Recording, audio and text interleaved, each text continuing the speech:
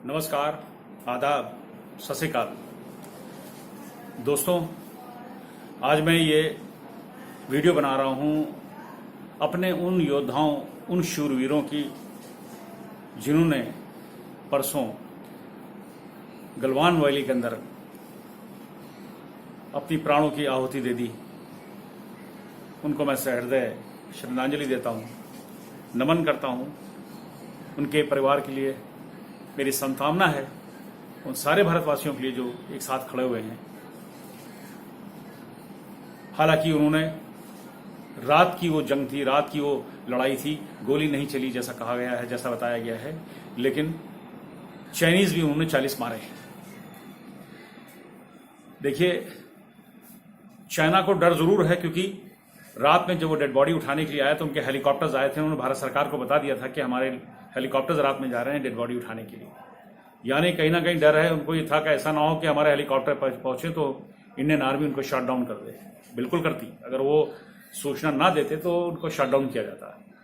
देखिए, हम इस समय ऐसी जगह पे खड़े हैं, कभी भी कोई खबर आ सकती है। जैसे अभी सूचना आ चुकी है कि लद्दाख की जो रोड है मेन, उसको बंद कर दिया गया है आम जनता के लिए। अब आप समझ सकते हैं कि कितना इतना गंभीर अभी विषय है।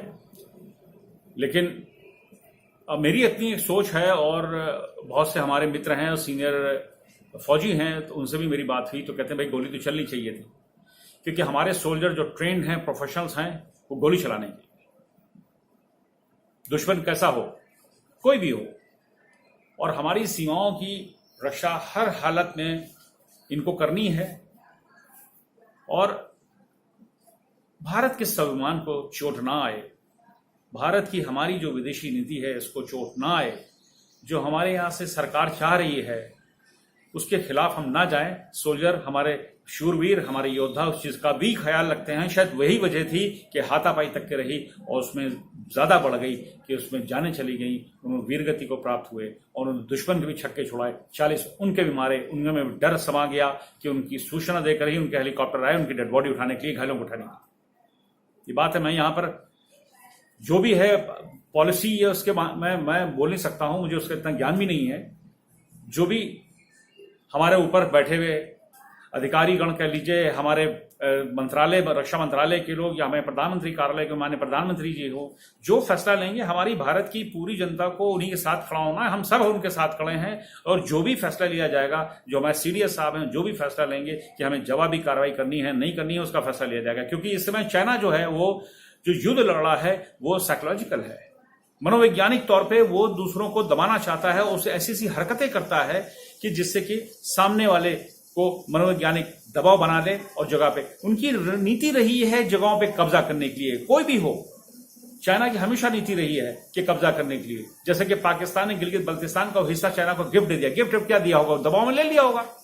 उसके बदले में वहां की हुक्मरानों ने पैसा भी लिया होगा, उनके भी अकाउंट खुले थे, उन्होंने गिफ्ट कहते दे दिया। अरे उनकी क्या हिम्मत है, जो वो अक्साई चाइना के ऊपर बैठा हुआ है, 200 माइल का एरिया कब्जा कर लिया था 1962 के अंदर, और अभी भी घुसपैठ करी है।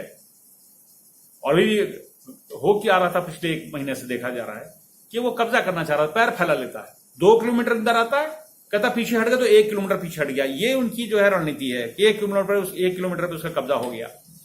तो वो सेनाओं को साइकोलॉजिकल दबाव में रखना चाहती है, दूसरे देशों को साइकोलॉजिकल दबाव में रखना चाहती है। लेकिन ये 62 का दौर नहीं है, ये 2020 है।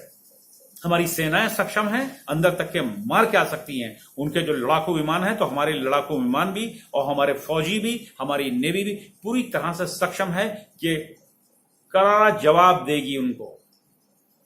आप गोली एक बार चलाइए तो सही।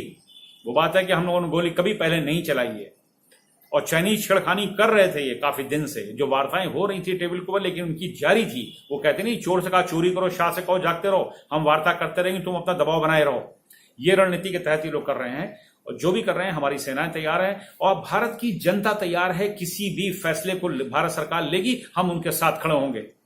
हम यही कहने के लिए ये आप लोगों से इस टाइम जो है संबोधित कर रहे हैं। हम आपको इसलिए कह रहे हैं कि हम सबको मेंटली तैयार रहना चाहिए हर उस फैसले का जो भारत सरकार लेगी, और भारत की रक्षा के लिए, भारत के स्वाभिमान के लिए, भारत की हमारी जो, चलिए हम अपनी भाषा में कह देते हैं कि वो हमारे अहंकार और स्वाभिमान की सीमाएं हैं जिसमें हम झुक नहीं सकते हैं। कभी झुक नहीं सकते हैं। इतना ही हमको कहना था। जय हिंद, वंदे मातरम।